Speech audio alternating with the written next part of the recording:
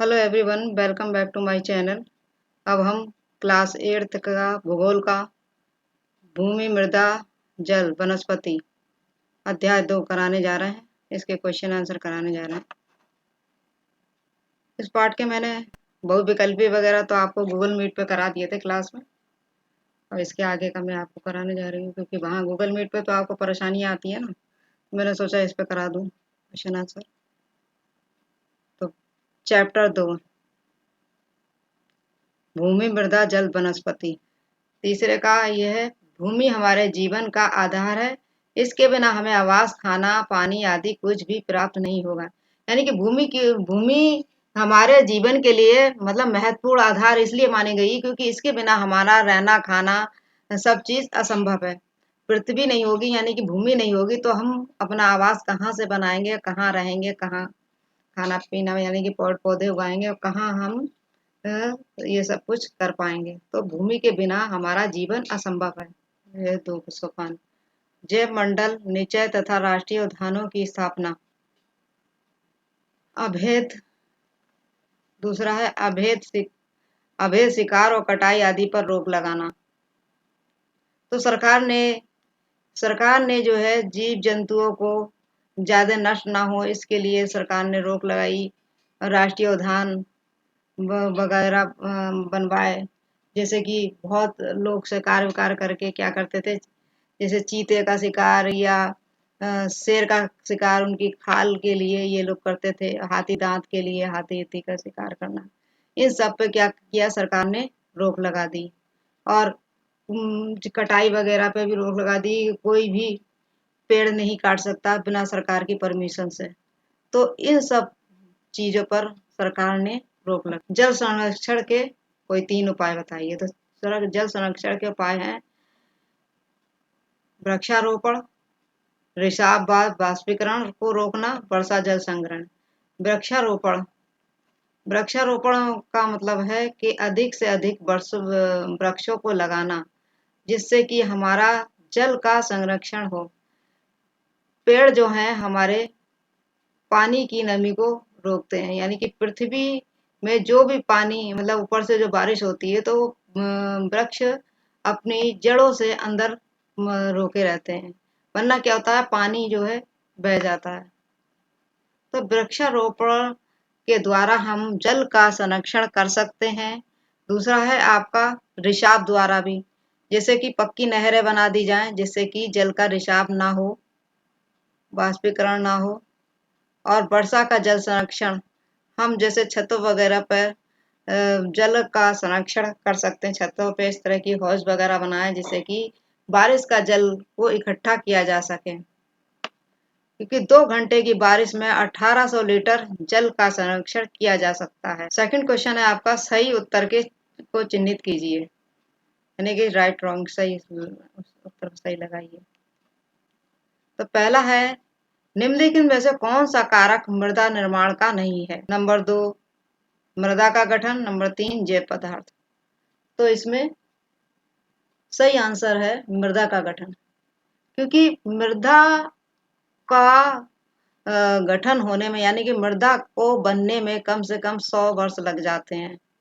तो उसके लिए मृदा निर्धारण का कारक है एक तो समय और एक है जैव पदार्थ, और मृदा गठन इसमें नहीं है। तो इसका सही राइट आंसर है आपका मृदा का गठन। फिर निम्नीकरण में से कौन सी विधि तीव्र ढालों पर मृदा अपरदन को रोकने के लिए सर्वाधिक उपयुक्त है। रक्षक मेखला, मल्चिंग, वेदिका कृषि। निम्नलिखित में से कौन सी विधि तीव्र ढालों पर मृदा अपरदन को रोकने के लिए सर्वाधिक उपयुक्त है। रक्षक मेखला, मल्चिंग, वेदिका कृषि। तो मृदा अपरदन को, जो ढालदार पृथ्वी होती है तो वहां पर मृदा अपरदन को रोकने के लिए हमारी जो होती है वेदिका कृषि होती है। ये जो पहाड़ों पर जो खेती होती है तो वो क्या होती है, ढलानदार होती है। उसमें सीढ़ी की नुमा खेत बनाए जाते हैं और उस पे खेती की जाती है। तो बारिश के पानी से या वैसे पानी से ऊपर की जो मृदा है वो बह ना जाए, इसके लिए हम क्या करते हैं वहां पर वेदिका कृषि लगाते हैं, वेदिका कृषि करते हैं। यानी कि वहाँ किनारे पे पेड़ वगैरह लगा के, जिससे कि पानी को रोका जा, मिट्टी को रोका जाए। जो बारिश का जो अत्यधिक पानी जब गिरता है तब क्या होता है, वहाँ ऊपरी मिट्टी की सतह ना बह जाए, इसके लिए हम क्या कर सकते हैं कि किनारे से, साइड से हम क्या लगा सकते हैं, वृक्षों को लगा सकते हैं। वृक्ष क्या करते हैं, वृक्ष की जड़ें जो होती हैं मिट्टी को कस के पकड़े रहती हैं, जिससे कि वो मिट्टी की सतह को बहने से रोक सकती हैं। इसलिए हम ढालान वाली जगहों पर कौन सी खेती करते हैं, वेदिका कृषि करते हैं। तो ये हमारी सर्व उपयुक्त होती है। पहाड़ों पर जो खेती होती है उसमें करने के लिए वेदिका कृषि उपयुक्त होती है। नंबर 3, निम्नलिखित में से कौन सा प्रकृति के संरक्षण के अनुकूल नहीं है। जब नंबर पहला पॉइंट है आपका, जब आवश्यकता ना हो तो बल्ब को बंद कर देना चाहिए। नल को उपयोग के बाद तुरंत बंद कर देना चाहिए। खरीदारी के बाद पॉलीपैक नष्ट कर देना चाहिए। प्रकृति के संरक्षण के अनुकूल नहीं है। खरीदारी के बाद पॉलीपैक सही आंसर है आपका। खरीदारी के बाद पॉलीपैक को नष्ट कर देना। थर्ड क्वेश्चन आपका, निम्नलिखित का मिलान कीजिए। का है भूमि उपयोग, ह्यूमस, चट्टान बांध, कृषि योग्य भूमि। भूमि उपयोग का है आपका, तो ये है आपका कृषि। कृषि उपयोग के लिए उपयुक्त है ह्यूमस। भूमि उपयोग, भूमि का उत्पादनकारी उपयोग। फिर है ह्यूमस। ह्यूमस है ऊपरी मृदा पर निक्षेपित और पदार्थ। फिर है चट्टान बांध, नंबर का चट्टान बांध, तो इसका है आपका मृदा अपरदन को रोकना, इसी के लिए उपयुक्त भूमि। निम्नलिखित कथनों में से सत्य अथवा असत्य बताइए। यदि सत्य है तो उसके कारण लिखिए। पॉइंट 1, भारत गंगा ब्रह्मपुत्र का मैदान अत्यधिक आबाद प्रदेश है। नंबर 2, भारत में प्रति व्यक्ति जल की आवश्यकता कम हो रही है। नंबर 3, तटीय क्षेत्रों में पवन गति रोकने के लिए वृक्ष कतार में लगाए जाते हैं, जिसे बीज की फसल उगाना कहते हैं। चौथा है आपका, मानवीय हस्तक्षेप और जलवायु परिवर्तन पर तंत्र को व्यवस्थित रख सकते हैं। उत्तर देखिए।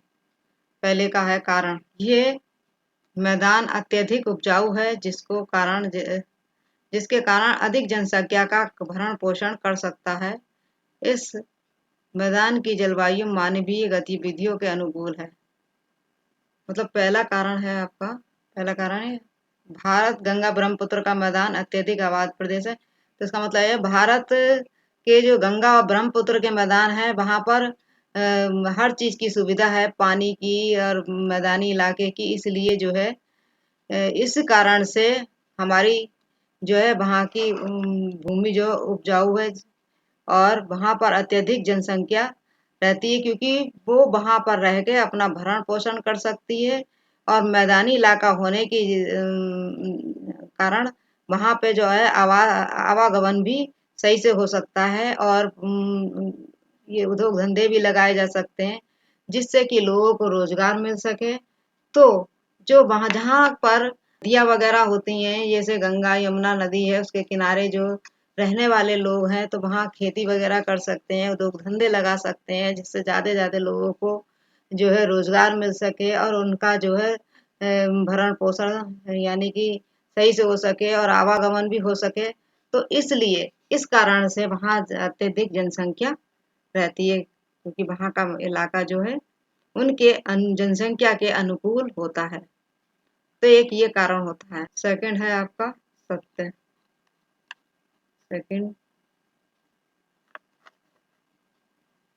सेकंड है भारत में प्रति व्यक्ति जल की उपलब्धता कम हो रही है। तो ये बात सत्य है कि इसका कारण है भारत की जनसंख्या तेजी से बढ़ रही है ना। जब जनसंख्या तेजी से बढ़ेगी तो जो प्रति व्यक्ति जो पानी की आवश्यकता है वो कम होती जाएगी, क्योंकि पानी का अत्यधिक दोहन भी जो क्या है पानी की कमी को प्रकट करता है। आने वाले टाइम में पानी की और भी ज्यादा कमी होती चली जाएगी, क्योंकि वन कटते चले जा रहे हैं, पेड़ पौधे कटते चले जा रहे हैं और क्या है सड़कें बन रही हैं, मकान बन रहे हैं। इससे क्या होता है कि हमारा मौसम भी अनुकूल नहीं रहता है। पेड़ ही अपने बारिश वगैरह को अट्रैक्ट करते हैं। जब पेड़ पौधे नहीं होंगे तो बारिश को अट्रैक्ट नहीं करेंगे। उससे क्या होगा, हमारी पृथ्वी में जो है पानी की कमी हो जाएगी। तीसरा क्वेश्चन है आपका, तीसरा क्वेश्चन है तटीय क्षेत्रों में पवन गति रोकने के लिए वृक्ष कतार में लगाए जाते हैं, जिसे बीज की फसल उगाना कहते हैं। तटीय क्षेत्रों में तीसरा है सत्य। तटीय क्षेत्रों में पवन गति को रोकने के लिए वृक्ष की कतार लगाई जाती है, क्योंकि वहाँ वो जो है इतनी तेज हवा चलती है। तो वृक्षों के लगाने से क्या होता है, वहाँ की जो जमीन है उसमें नमी बनी रहे और पवन की जो गति है उसको भी रोका जा सके, इसलिए वहाँ पर जो कतारें लगाई जाती हैं उसको रक्षक मेखला भी बोलते हैं। फोर्थ है आपका, फोर्थ पॉइंट है मानवीय हस्तक्षेप और जलवायु परिवर्तन परितंत्र को व्यवस्थित रख सकते हैं।